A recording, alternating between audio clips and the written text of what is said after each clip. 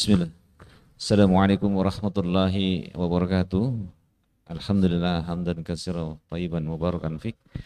Eh, Alhamdulillah ini Al Ustaz Aris Munandar sudah sampai di Masjid Agung dan kumohon bagi bapak-bapak yang masih di belakang lebih kayaknya lebih di depan bisa maju sedikit satu, jadi biar dipenuhi dulu bagian depan untuk bapak-bapaknya supaya nanti enak ber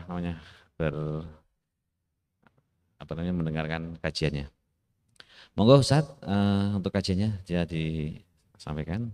Tafadhol Maskuro.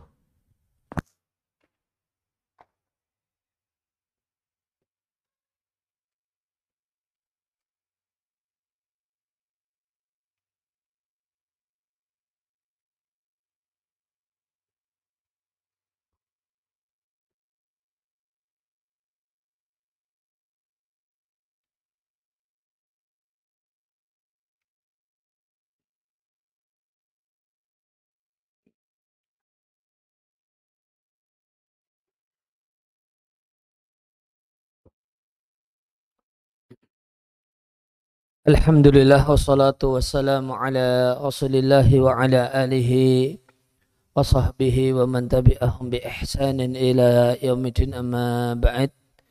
Kaum muslimin dan muslimah jamaah Masjid Agung Sleman rahimani wa rahimakumullah. Kita masih berada di surat Al-Hujurat ayat yang ketujuh, yaitu yang bunyinya lau yuti'ukum fi katsirin minal amri la'anittum. Seandainya dia sang nabi mentaati kalian, keinginan kalian, fi katsirin minal amri, dalam banyak perkara, la'anittum, niscaya kalian kesusahan. Dan kita masih bahas di antara hal-hal yang menunjukkan benarnya hal ini. Di pertemuan sebelumnya telah dibahas tentang puasa wisal yang dilakukan oleh Nabi Shallallahu Alaihi Wasallam, dan Nabi larang umatnya untuk melakukannya. Kemudian di antara hal yang lainnya yang menunjukkan benarnya apa yang disampaikan oleh Al-Hujurat ayat yang ketujuh adalah kisah sahabat Abdullah bin Amr ibn Al-As. Dari sahabat Abdullah bin Amr ibn Al-As radhiallahu anhuma, yang beliau adalah seorang yang sangat semangat dalam beribadah. Rasulullah Sallallahu Alaihi Wasallam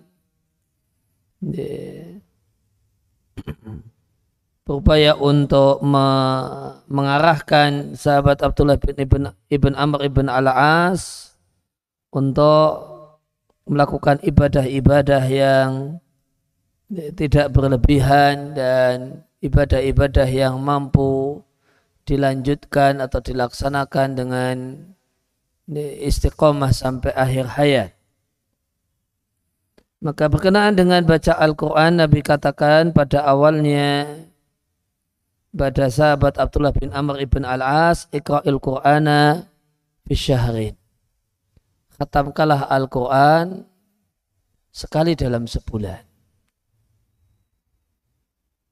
Namun permintaan Nabi ini tidak diterima, atau arahan Nabi ini tidak diterima oleh sahabat Abdullah bin Amr ibn Al-As, dengan beliau mengatakan inni utiku aktsar min dzalik. Saya mampu yang lebih dari itu. Kemudian maka Nabi kemudian menurunkan lagi tadi sekali dalam sebulan. Kemudian Nabi turunkan, atau bukan Nabi turunkan berarti ya, Nabi tambahi.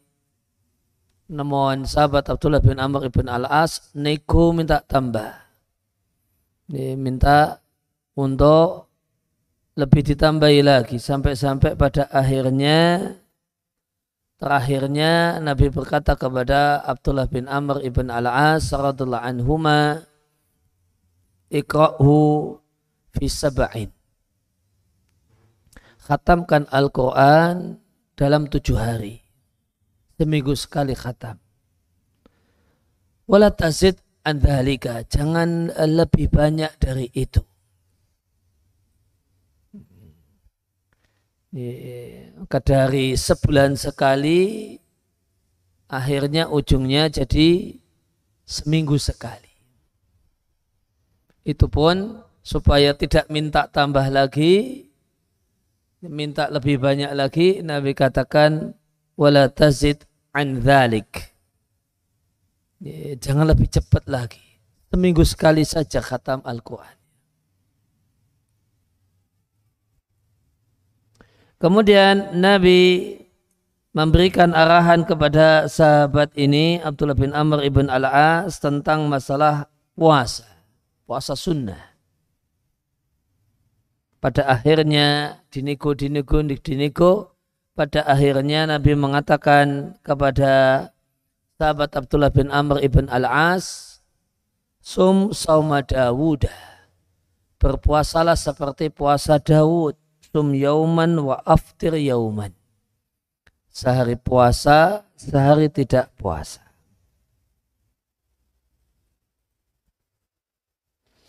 Nah,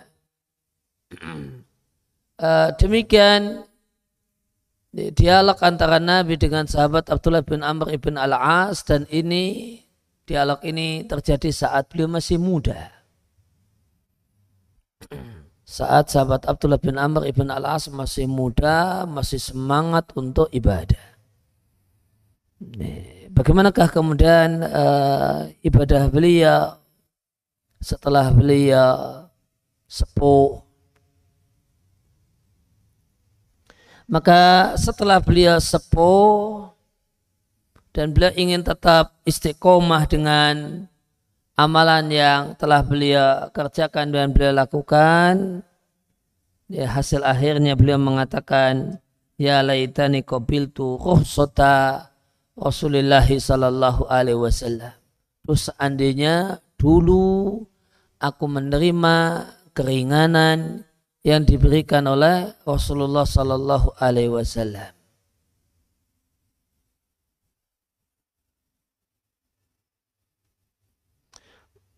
Ya, kenapa beliau mengatakan demikian? Dan tidaklah beliau mengatakan demikian kecuali dikarenakan beliau merasa keberatan di akhir umurnya, ketika beliau sudah sepuh, ya, terlalu keberatan jika ya, sering berpuasa dan banyak membaca Al-Quran. Karena beliau istiqomahkan itu apa yang kesepakatannya dengan Nabi. Ya, khatam Al-Quran, khatam Al-Quran seminggu sekali. Kemudian beliau berupaya untuk tetap puasa Daud, sehari puasa, sehari tidak puasa. Pada akhirnya ketika beliau sepuh, beliau tidak bisa puasa Daud secara sebagaimana idealnya puasa Daud. Sehari puasa, beliau tidak kuat. Akhirnya beliau mengambil intinya puasa Daud. Intinya puasa Daud itu adalah puasa separuh waktu. Kalau sebulan itu 30 hari, intinya puasa Daud itu adalah puasa 15 hari. Kalau sebulan itu 4 minggu, 4 pekan, maka inti dan esensi puasa Daud adalah puasa 2 pekan. Jadi kalau sahabat Abdullah bin Amr ibn Al-As itu ketika sudah sepuh, kalau selang-seling nggak kuat.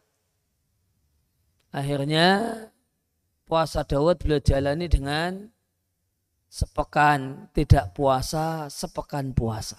Itu kuat. Jadi selama 7 hari tidak puasa untuk mengumpulkan tenaga, dipakai untuk puasa selama 7 hari. Nanti pekan berikutnya tidak puasa 1 pekan. Nanti kemudian puasa lagi 1 pekan. Itu yang dilakukan oleh sahabat Abdullah bin Amr ibn Al-As radhiyallahu ta'ala anhuma untuk puasa daud beliau setelah beliau sepuh.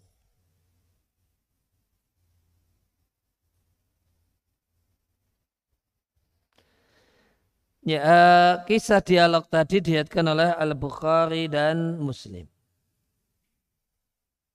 Dalam salah satu redaksi Sahih Muslim, Nabi Shallallahu Alaihi Wasallam sudah memberikan isyarat sebenarnya bahasanya sahabat Abdullah bin Amr ibn Al-As ini umurnya panjang, sehingga nggak usah berat-berat. Nabi mengatakan innaka la tadri la'alla yatulu bika umrun. Wahai Abdullah, yaitu Abdullah bin Amr ibn Al-As, engkau tidak tahu, boleh jadi umurmu panjang. Ya, ini artinya isyarat dari Nabi umurnya panjang. Kemudian versi yang lain diriwayatkan oleh Bukhari dan Muslim dari sahabat Abdullah bin Amr ibn Al-As radhiyallahu anhuma.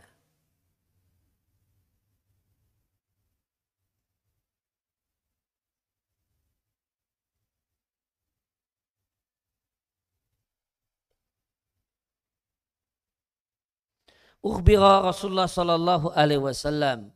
Rasulullah sallallahu alaihi wasallam mendapatkan laporan annahu yaqul, bahasanya sahabat Abdullah bin Amr ibn Al-As ini mengatakan la akumanna al-laila wa la asumanna an-nahara ma ishtu. Sahabat Abdullah bin Amr ibn Al-As ini berikrar dan ikrarnya didengar oleh Nabi. Ikrar beliau, sungguh aku akan sholat malam sepanjang malam dan setiap siang aku puasa selama aku hidup. Puasa tiap hari, sholat malam setiap malam, dan itu sepanjang malam. Ini kalimat ini sampai kepada Nabi SAW, maka Nabi panggil. Kemudian setelah di hadapan Nabi, Nabi klarifikasi dulu. Tidak Nabi klarifikasi dulu. Ini beritanya betul ataukah tidak? Antalladzi taqulu dzalika, benarkah engkau mengatakan demikian? Sahabat Abdullah bin Amr ibn Al-As mengakuinya. Beliau katakan, laqad qultuhu ya Rasulullah. Sungguh aku memang mengatakannya wahai Nabi. Maka Rasulullah sallallahu alaihi wasallam karena demikian sayangnya dengan umatnya, maka Nabi katakan pada Abdullah ini, fa innaka la tastati'u dzalika. Engkau tidak mampu seperti itu. Sekarang masih muda, boleh jadi kayaknya tidak masalah. Tapi nanti setelah 30 tahun, setelah 40 tahun lagi, ini satu hal yang tidak mudah. Kemudian Nabi mengatakan fasum wa aftir. Untuk puasa jangan puasa setiap hari, namun puasalah dan berbuka puasa. Ada hari puasa, ada hari tidak puasa. Nam wakum, ada waktu untuk tidur dan ada waktu untuk sholat malam. Jangan pakai sepanjang malam untuk sholat. Wasum minasyahri thalathata ayyam. Untuk puasa sunnahnya sebulan 3 hari saja. Kenapa Nabi katakan karena amal kebajikan dibalas dengan 10 kali lipatnya? Maka puasa 3 hari setiap bulan itu sudah senilai sama dengan puasa setiap hari. 3 hari sama dengan 30 hari. Maka respon sahabat Abdullah bin Amr ibn al-As ini satu respon yang tidak kita bayangkan. Ini tinggal cerita di kertas saja. Fa ini utiku afdala min dhalik. Baik Nabi, tolong tambahi. Aku mampu amal yang lebih baik lagi. Ini bedanya sahabat nawar sama kita nawar, Pak. Ini itu sahabat nawar sama kita nawar. Sahabat nawarnya tambahi lagi wahai Nabi. Masa cuma segitu? Nah itu kalau sahabat nawar. Masa sebulan cuma puasa 3 hari? Nah, gitu. Kalau kita yang seandainya di posisi itu adalah kita, mungkin pertanyaannya kan beda. Wahai Nabi 3 hari senilai 30 hari. Ada enggak sehari yang nilainya 30 hari? Nah, gitu. Sehari saja tapi nilainya 30 hari. Itu nawarnya sahabat sama nawarnya kita lain.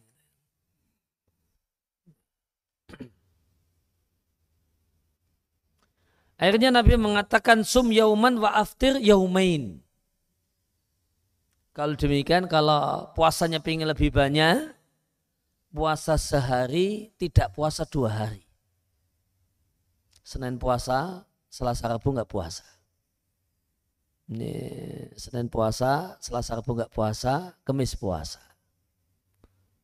Ini Jumat Sabtu nggak puasa, ini Ahad baru puasa. Nanti Senin Selasa nggak puasa, Rabu puasa. Demikian seterusnya. Puasa sehari, tidak puasa 2 hari.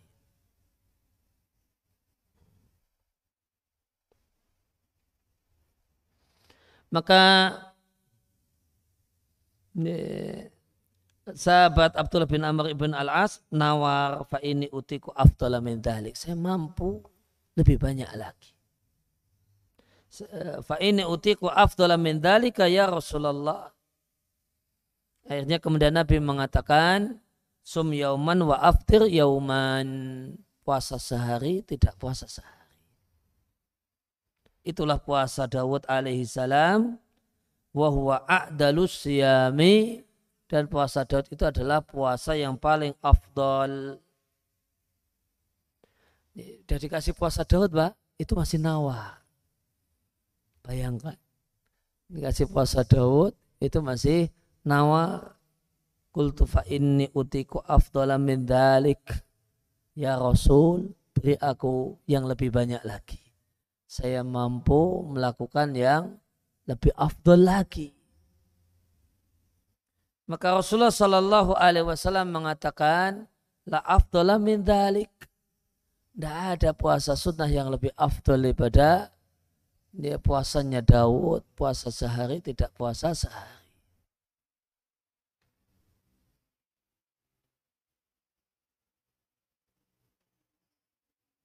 Nah ini ketika masih muda, setelah tuanya, setelah sepuhnya, Abdullah bin Amr ibn al-As mengatakan,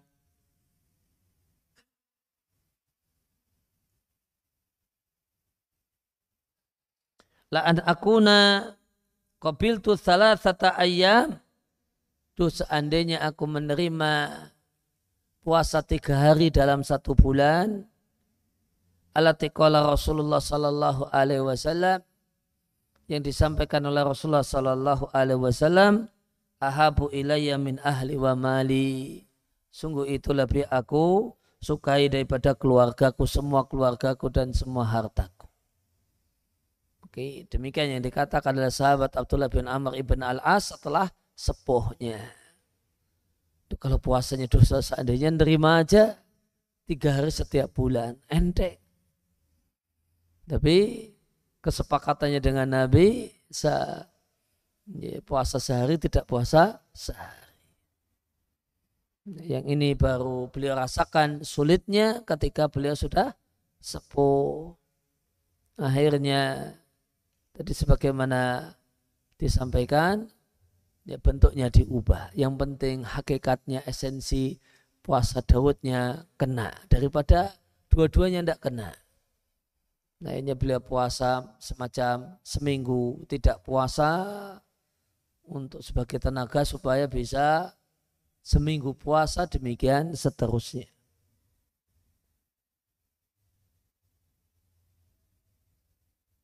Ya, maka di sini kita jumpai pelajaran dari kisah Nabi Shallallahu Alaihi Wasallam dengan sahabat Abdullah bin Amr ibn Al-As, menunjukkan benarnya firman Allah di surat Al-Hujurat ayat yang ke-7, lau yuti'ukum fi katsirin minal amri la'anittum.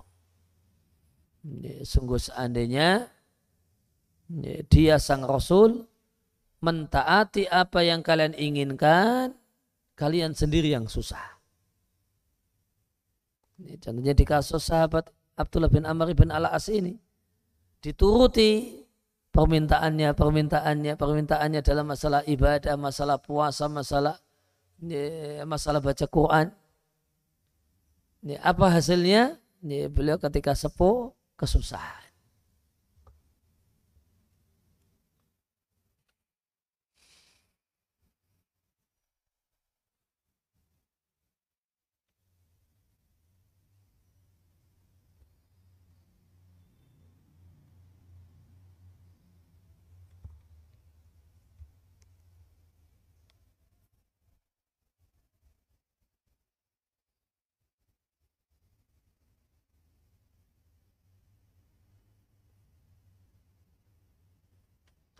Nah, kemudian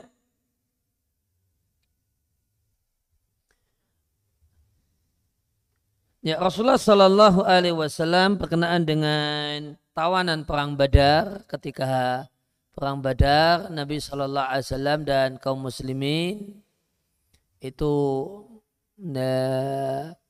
di medan perang Badar berhasil membunuh 70 tokoh-tokoh kafir Quraisy. Di antaranya ada Abu Jahal yang dibunuh oleh 2 anak muda Ansor, dan yang lainnya semuanya tokoh-tokoh 70, dan yang bisa ditawan dan bisa menawan 70. Dan menyikapi tawanan ini, Rasulullah Sallallahu Alaihi Wasallam dan para sahabat itu menerima tebusan dari mereka. Lantas turunlah firman Allah Tabaraka wa Ta'ala di surat Al-Anfal ayat yang ke-68. Laula kitabun minallahi sabaqa lamassakum bima akhadtum adzabun azim. Turunlah ayat di surat Al-Anfal 68 yang menunjukkan bahwasanya putusan tersebut adalah putusan yang keliru. Seandainya bukan karena ketetapan dari Allah yang telah berlalu, niscaya kalian tertimpa gara-gara tebusan yang kalian terima, niscaya kalian akan tertimpa adzabun azim, siksaan yang besar.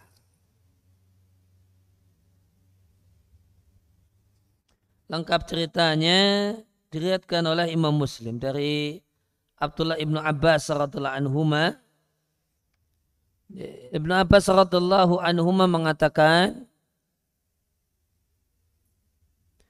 tatkala para tawanan telah ditawan, yaitu para tawanan perang Badar, Rasulullah Sallallahu Alaihi Wasallam bermusyawarah dengan Abu Bakar dan Umar. Nabi katakan, matarawna fi haula'il usara. Apa pandangan kalian terhadap tawanan-tawanan itu? Maka ada jawaban yang berbeda antara Abu Bakar dengan Umar. Nampak pada Abu Bakar kelembutan. Abu Bakar mengatakan, wahai Nabi Allah, mereka itu, kata orang Jawa ya, pernahnya anak paman.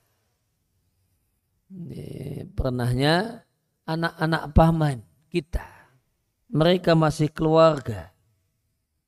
Maka aku berpandangan agar engkau menerima tebusan dari mereka. Berarti tebusan berarti harta. Sehingga dengan tebusan itu kita bisa membangun kekuatan menghadapi orang-orang kafir. Ditambah semoga Allah memberikan hidayah kepada mereka untuk menerima Islam. Yang dilepas mudah-mudahan ya, nanti di kemudian hari masuk Islam.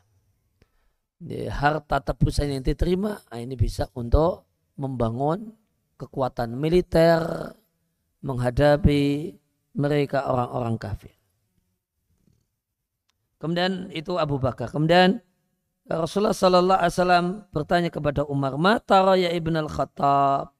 Kalau engkau bagaimanakah pandanganmu wahai Umar bin al-Khattab? Kata Umar, "La, saya tidak setuju dengan pandangan Abu Bakar."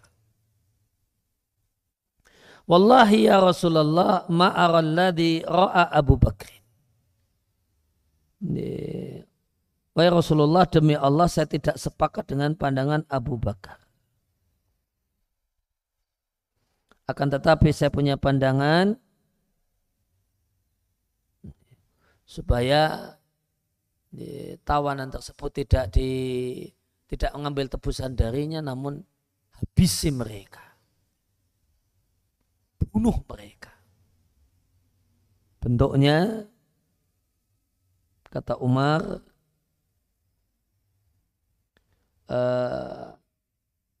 saya berpandangan agar engkau berikan kesempatan kepada kami untuk menebas leher-leher mereka, para tawanan ini. Caranya engkau serahkan Aqil yang jadi tawanan kepada Ali. Padahal ini sama-sama anaknya Abu Thalib. Kau serahkan ini Aqil bin Abi Thalib kepada Ali bin Abi Thalib. Kemudian Ali menebas leher saudaranya tersebut. Kemudian serahkan, dia nyebut nama. Serahkan fulan kepadaku. Dia nyebut nama saudaranya. Fa'atrubu unuqahu, dan sayalah yang menebas lehernya. Karena mereka ini, para tawan ini adalah a'immatul kufur. Mereka ini gembong-gembong kekafiran. Wa sunadiduha. Mereka ini tokoh-tokoh besarnya. Ini pandangan Umar, tidak menerima tebusan. Namun ya, biar untuk menggetarkan musuh, ya, tokoh-tokoh yang tertawannya ini yang merupakan tokoh-tokoh besarnya habisi juga sekalian. Lengkap. Sudah banyak tokohnya di medan perang Badar mati, ini tambahi lagi. Dan caranya untuk menguji plus untuk menunjukkan keteguhan iman, itu tawanan ini keluarganya siapa? Suruh keluarganya yang menghabisi. Untuk menunjukkan keteguhan iman dan supaya tidak ada dendam. Kalau bukan keluarganya yang menghabisi, namun yang lainnya, boleh jadi ada rasa ganjalan dengan itu. Misalnya tadi, saudaranya Ali. Kalau yang habisi Umar, Ali bisa punya ganjalan sama Umar. Namun ini tawanan ini, adiknya Ali, serahkan pada Ali. Kalau dia yang menghabisi, tidak ada dendam.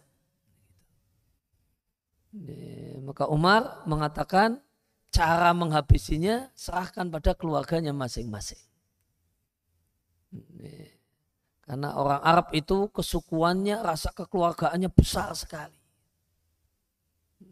Dia ngerti ini salah, keluarganya ini salah, tapi boleh jadi dia kalau dieksekusi oleh orang lain, dia tetap tidak bisa terima dengan orang itu. Sehingga tawaran dari Umar bin Khattab, masing-masing tawan ini keluarganya siapa? serahkan pada keluarganya, tugasnya dia yang menghabisi. Maka beliau sebutkan, saudaranya Ali serahkan ke Ali. Ada di situ keluarganya Umar, serahkan ke saya.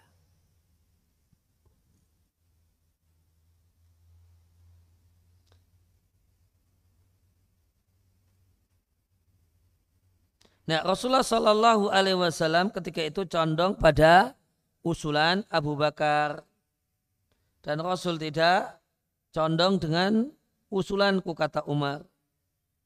Falamma kana minal ghadi, maka ketika besok harinya aku datang, ternyata Rasulullah Sallallahu Alaihi Wasallam dan Abu Bakar keduanya duduk menangis.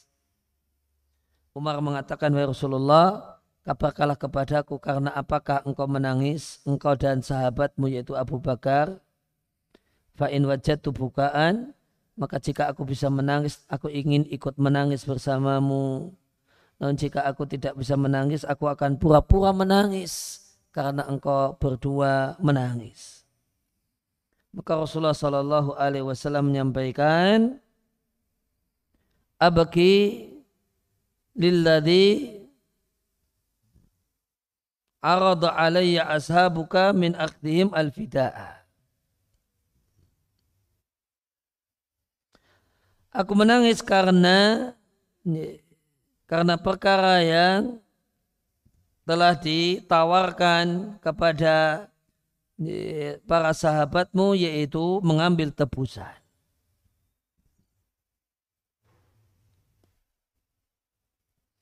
Laqad uridu alayya adabuhum adna min hadhihi syajarati.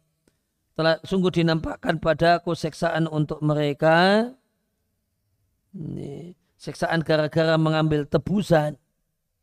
Itu siksaannya lebih dekat dari pohon itu, yaitu pohon yang ada di dekat Nabi Sallallahu Alaihi Wasallam.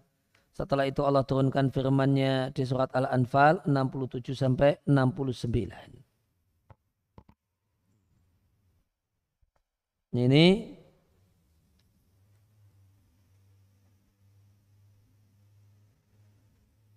ya, maka di sini kita jumpai sejumlah pelajaran. Kalau terutama kemudian kisah sahabat Abdullah bin Amr ibn Al-As dengan Nabi tadi dialog, maka kita lihat di samping tema besar kita, bahasanya jika Nabi itu nuruti apa yang diinginkan oleh sahabat, kalian akan kesusahan.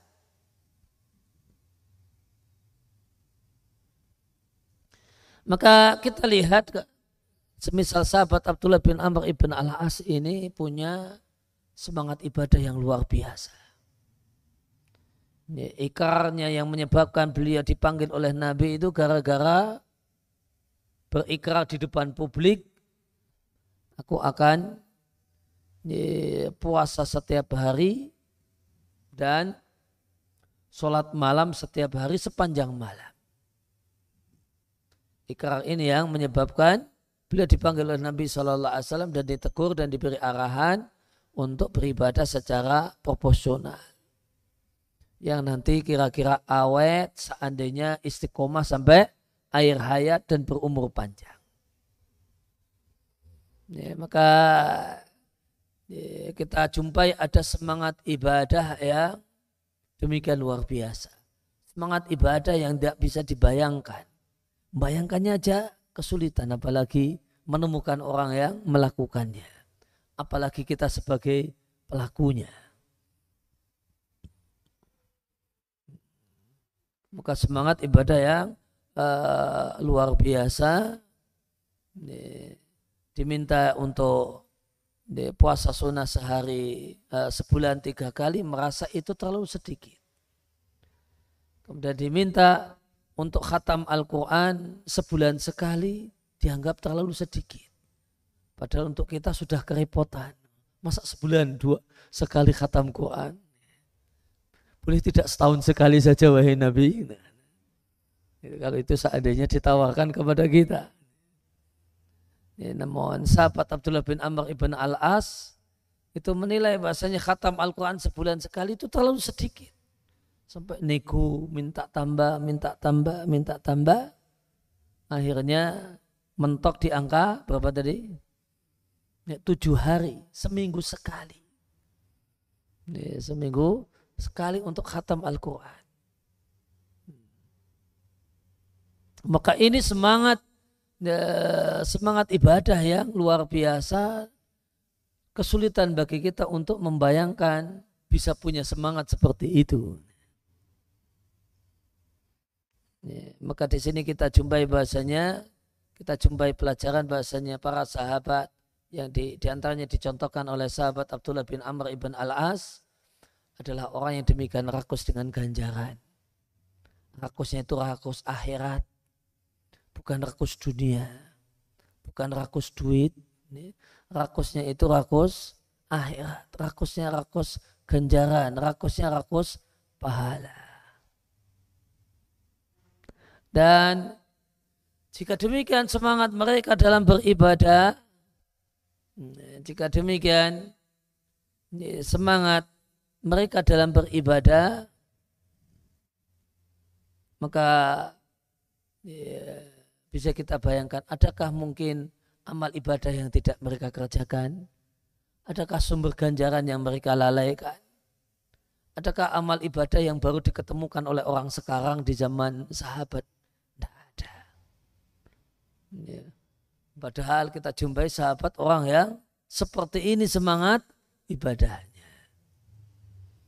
Ya, maka jika kita renungkan, maka kita akan, insya Allah kita akan sepakat, jika demikian semangat mereka dalam ibadah, maka bisa dijamin semua ibadah itu mereka lakukan. Semua jenis amal soleh itu mereka kerjakan. Oleh karena itu jika di zaman ini ada muncul kegiatan ibadah ini dan itu yang tidak dikenal oleh para sahabat Nabi SAW, maka bisa dijamin dan dipastikan itu bukan ibadah. Kenapa? Karena sahabat tidak mengenalinya dan tidak melakukannya. Kullu ibadatin la tata'abbad biha ashabu Rasulullah sallallahu alaihi wasallam fala tata'abbadu biha.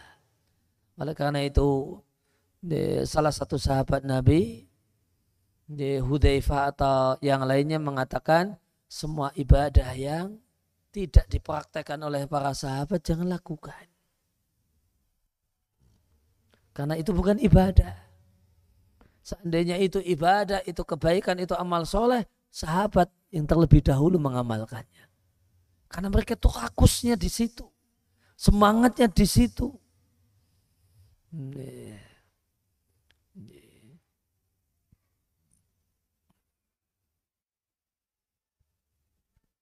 Ya, kemudian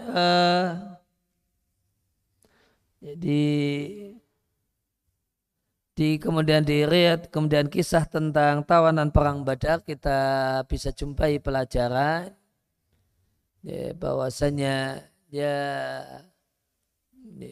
Nabi itu bermusyawarah dengan para sahabat. Nabi itu bermusyawarah dengan para sahabat untuk hal-hal yang bisa dimusyawarahkan. Di antaranya Nabi bermusyawarah dengan Abu Bakar dan Umar tentang masalah sikap untuk tawanan perang Badar. Maka Nabi yang dapat wahyu saja minta saran orang, musyawarah. Maka itu menunjukkan pentingnya mendengar sudut pandang orang lain. Pentingnya mendengar sisi pandang orang lain. Nabi yang dapat wahyu saja minta saran. Lantas kok bisa-bisanya ada orang yang sama sekali tidak dapat wahyu malah anti dengan saran. Nabi yang dapat wahyu saja minta saran. Tawanan perang Badar bagaimana wahai Abu Bakar dan Umar? Kemudian kita jumpai Nabi kita itu pada dasarnya sosok yang lembut, sebagaimana demikian juga Abu Bakar itu sosok yang lembut. Sehingga ketika ada pilihan-pilihan, ada dua pilihan tentang tawanan perang Badar, Nabi pilih tawanan pilihan opsi yang cocok dengan kelembutan hati beliau. Udahlah, dibiarkan, dimaafkan, dimintai saja tebusan, biarin mereka pulang.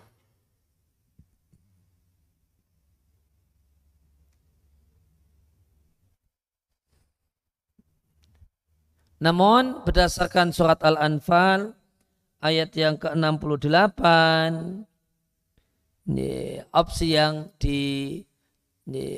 ditawarkan oleh Abu Bakar dan dicondongi oleh Nabi itu opsi yang tidak tepat untuk sikon dan situasi ketika itu.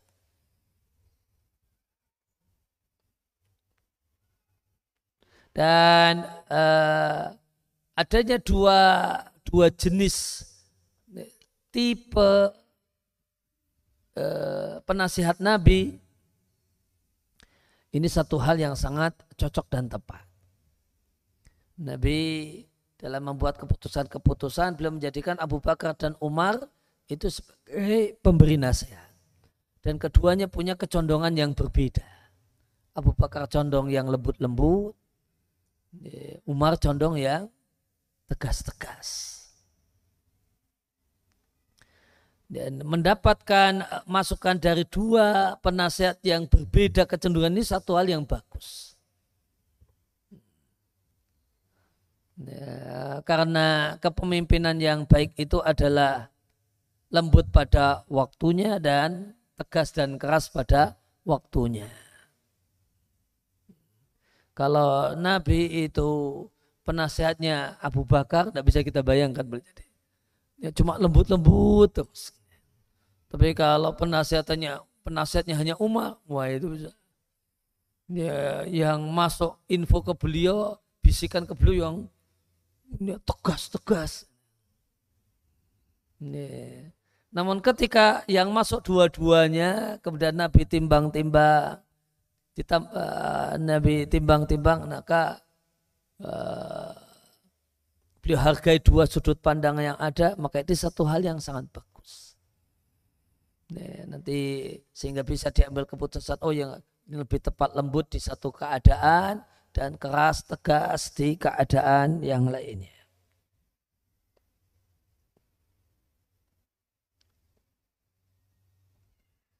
Kemudian kita jumpai bagaimanakah sahabat itu dalam meneladani Nabi. Ketika Umar menjumpai Nabi dan Abu Bakar menangis, maka tanya, kenapa menangis? Tolong jelaskan, jika setelah dijelaskan saya bisa nangis, saya akan ikut nangis. Namun jika setelah jawaban ini dijawab, saya tidak bisa nangis, saya akan pura-pura menangis.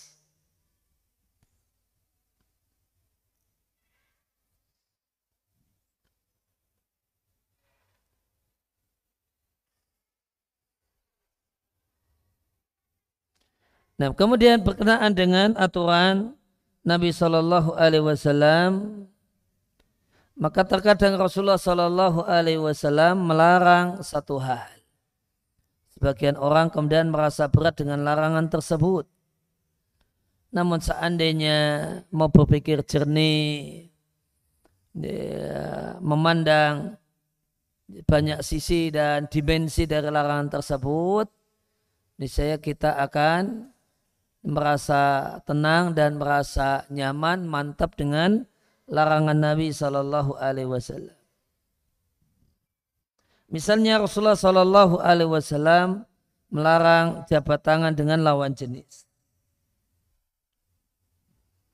Yang ini Nabi sampaikan dalam sejumlah hadis. Dalam hadis yang diriwayatkan oleh Bukhari dari Bunda Aisyah radhiallahu anha, beliau mengatakan, wallahi demi Allah, tangan Rasulullah Sallallahu Alaihi Wasallam belum pernah menyentuh sekalipun tangan perempuan, meskipun dalam acara baiat. Nabi tidaklah membaiat perempuan kecuali dengan kata-kata, dengan Nabi katakan, qad bayatuki ala dzalika, telah kubaiat engkau dengan hal itu. Demikian juga di ayat kelima Malik dalam Muwatta dari Umaymah binti Raqiqah, Rasulullah sallallahu alaihi wasallam menyampaikan, wa inilah usafihun nisa, aku tidak jabat tangan dengan perempuan.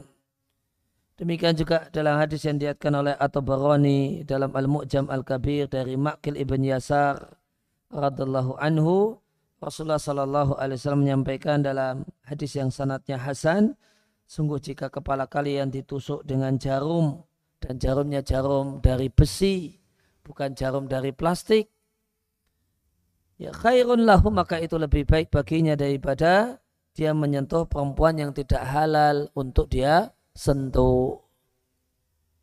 Maka ini sejumlah larangan ya, dari Nabi untuk jabat tangan dengan perempuan. Boleh jadi ini terasa berat pada sebagian orang, namun jika mau berpikir jernih, ya, berbagai macam aspek dan sisi dari hal ini, ya, maka kita akan mengetahui bahasanya itulah yang terbaik dan itulah yang manfaat. Ya, tak sedikit dijumpai misalnya terjadilah zina diawali dari keakraban, dan keakraban diawali dengan boleh jadi kenalan sambil jabat tangan. Maka terjadilah hal yang kemudian terjadilah apa yang terjadi. Maka jika kita lihat hal ini, maka kita akan bisa melihat, kita akan memuji Allah Subhanahu wa taala ya, dengan aturan yang dibawakan oleh Nabi Shallallahu alaihi wasallam dalam hal ini. Kita akan sadar bahasanya dalam ketaatan kepada Nabi Shallallahu alaihi wasallam itu terdapat keberuntungan, terdapat kemaslahatan, dan terdapat kebaikan.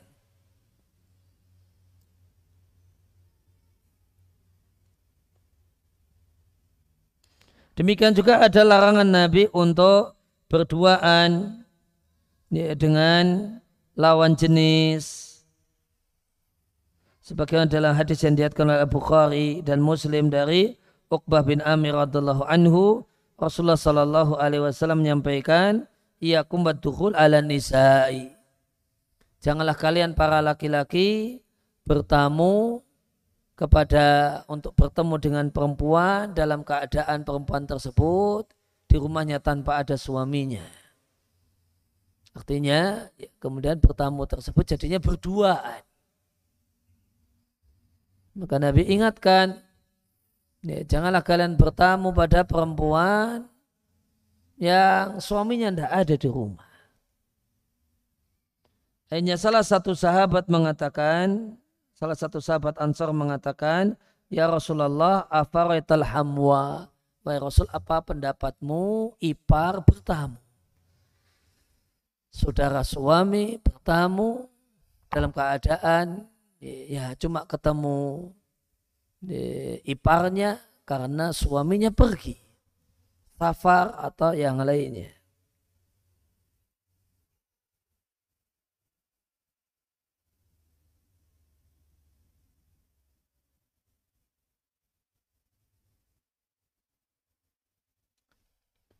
Kemudian Nabi SAW mengatakan, alhambu maut. Ipar itu mengerikan. Ipar itu mengerikan. Dia seperti kematian.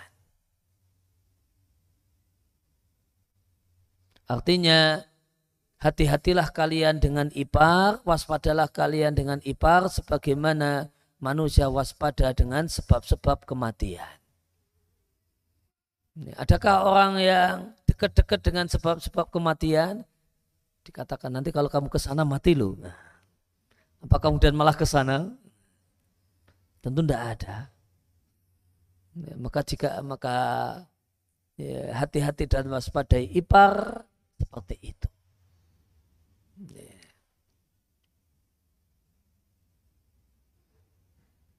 Dan Nabi katakan ipar itu adalah kematian. Ya. Nabi katakan ipar itu kematian, artinya bahayanya besar. karena ini masih tergolong atau dianggap saudara, sehingga tetangga dan yang lainnya merasa tidak ada masalah. Meskipun ini suaminya pergi dan datanglah ini, maka orang-orang akan itu kan masih saudaranya. Sehingga amanlah untuk melakukan hal-hal yang semestinya tidak dilakukan. Lain halnya kalau bukan siapa-siapanya, maka tetangga akan membantu menjaga perempuan yang sendirian ini. Tapi kalau yang datang bertamu itu adalah iparnya, adik suaminya atau sepupu suaminya, maka tetangga merasa itu tidak masalah, itu masih keluarga, sehingga bahayanya lebih besar. Oleh karena itu Nabi katakan alhamu al-maut.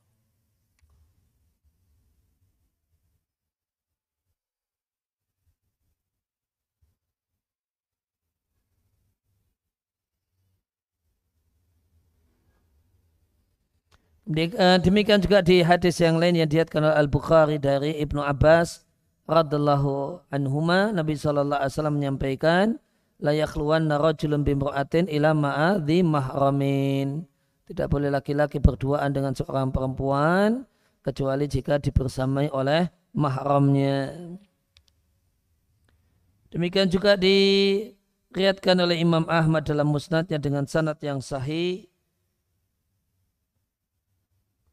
dari Ibnu Umar radhiyallahu anhuma, bahasanya di daerah Jabiyah Umar bin Khattab radhiyallahu anhu pernah menyampaikan khutbah.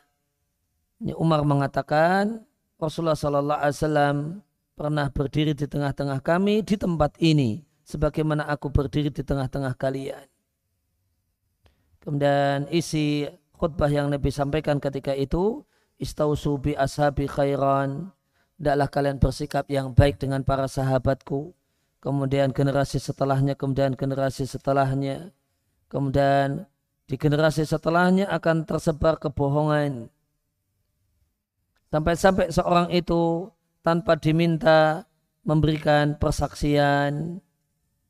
Maka kemudian Nabi katakan, faman arada minkum bahbu hatal jannah.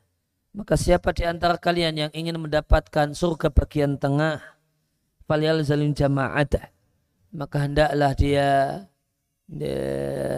senantiasa membersamai rombongan kaum muslimin, tidak kemudian membangkang dan tidak memberontak terhadap penguasa muslim yang sah, karena syaitan itu bersama satu orang dan setan itu lebih jauh dan lebih jaga jarak dari dua orang. Setelah itu Nabi katakan, la yakhluwanna rajulun bimra'atin fa inna syaitana thalithuhuma. Tidaklah seorang laki-laki berduaan dengan seorang perempuan kecuali setan adalah orang ketiga di tempat itu. Kemudian Nabi katakan, man saratuhu hasanatuhu wa sa'atuhu sayi'atuhu fa huwa mu'min. Nabi katakan ciri orang yang beriman adalah senang dan bahagia ketika melakukan kebaikan. Nabi katakan siapa yang senang jika melakukan kebaikan dan sedih ketika melakukan dosa dan kejelekan, maka dialah orang yang beriman. Maka Nabi sampaikan di antara ciri khas orang yang beriman adalah gembira dan bahagia ketika diberi kemudahan untuk melakukan amal saleh, dan ada sedih, ada takut, ada cemas ketika berbuat dosa. Itu ciri orang yang beriman dan yang masih punya iman. Namun satu hal yang sangat berbahaya jika sebaliknya, ketika dimudahkan untuk melakukan amal kebajikan malah sedih, ketika mau ketemu dengan Ramadan malah susah, ketika terdengar adzan waduh sudah harus ke masjid lagi. Maka ini tanda orang yang tidak memiliki iman. Nah, demikian juga sebaliknya, ketika terjerumus dalam kejelekan bukannya sedih namun malah bahagia, bisa tertawa lepas, penuh bahagia karena sukses berbuat dosa, maka ini satu hal yang mengerikan, satu hal yang berbahaya. Maka ciri orang yang beriman, kata Nabi, senang ketika dimudahkan untuk melakukan kebaikan, sedih, susah jika berbuat dosa dan keburukan. Maka yang kemudian jadi pelajaran dalam hal ini adalah adanya larangan untuk laki-laki berduaan dengan perempuan. Maka boleh jadi ini terasa berat pada sebagian orang, terutama misalnya larangan tentang masalah ipar. Jadi mungkin akan terasa berat pada sebagian orang. Dan dalam rangka melaksanakan aturan Nabi masalah ipar, itu Umar bin Khattab di masa beliau menjadi khalifah, beliau bikin kebijakan dan bikin aturan. Bikin kebijakan dan bikin aturan, beliau tetapkan bahwasanya tidak boleh seorang yang belum berkeluarga ikut saudaranya yang sudah berkeluarga. Itu ada aturan secara khusus dikeluarkan oleh Umar bin Khattab dalam rangka hal ini.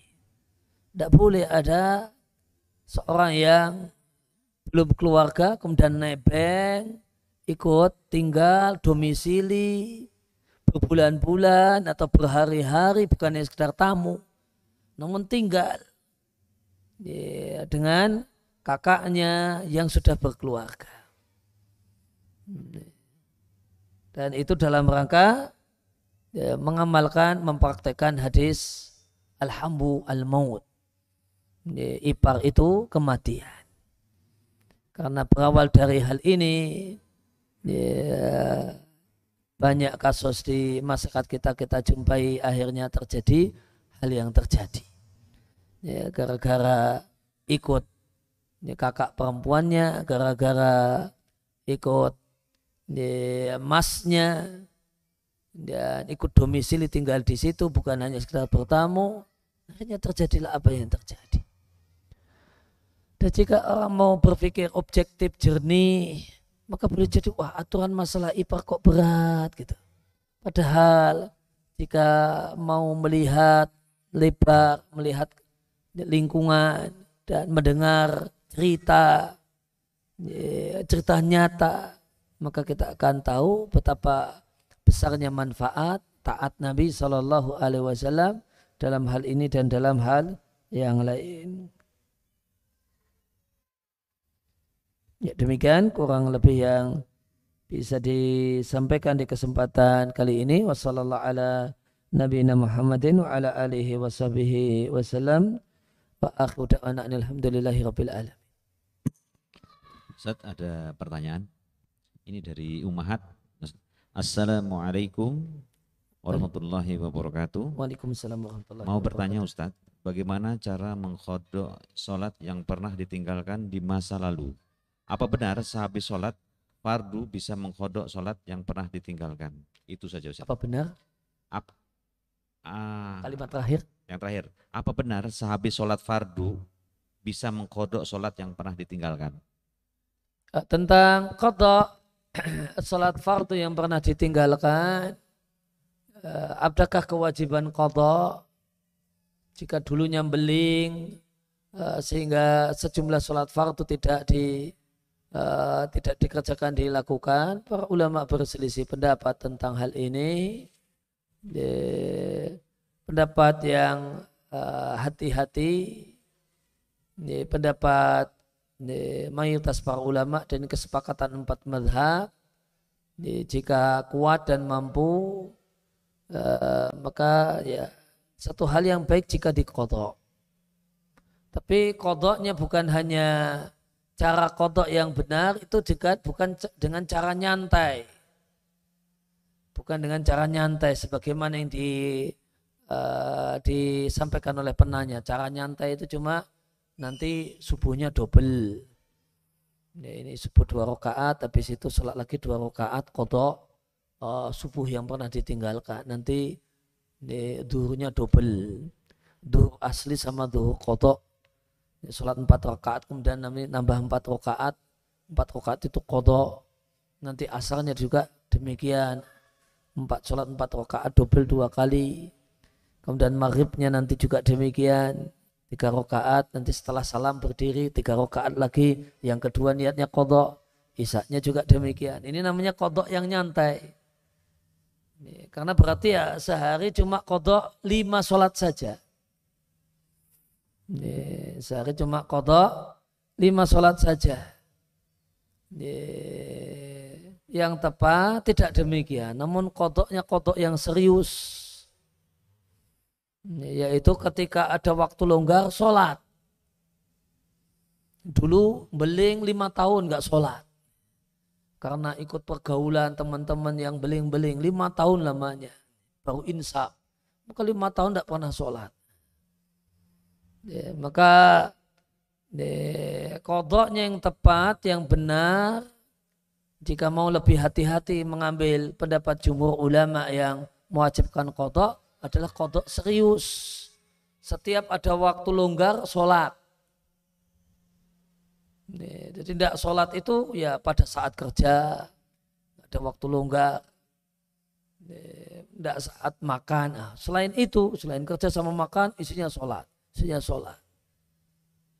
Sehingga qadha kalau pakai model yang ditanyakan sama penanya tadi, qadha 5 tahun itu dalam jangka waktu 5 tahun. Ya kan? Nanti qadha 5 tahun, punya utang 5 tahun, karena cuma double sholat, ya nanti berarti selesainya 5 tahun.